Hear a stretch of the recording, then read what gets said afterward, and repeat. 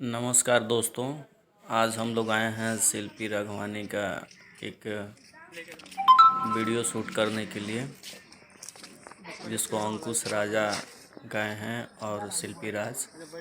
कुंवारे में गंगा नहैले बाड़ी, जो काफ़ी पॉपुलर भोजपुरी सॉन्ग है। तो उसी का आज हम लोग डांस वीडियो बनाने के लिए आए हैं इस लोकेशन पे। अच्छा लोकेशन है, प्यारा सा लोकेशन है, इसी पे आज शूट होना है। और बता दें कि ये शिल्पी राघवानी भी बहुत अच्छी डांस करती हैं, तो उन्हीं का ये डांस वीडियो है।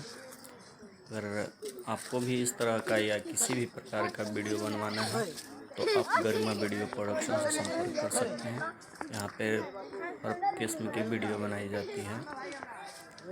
तो चलो आइए देखते हैं किस तरह शूट हो मूड रहा है। में।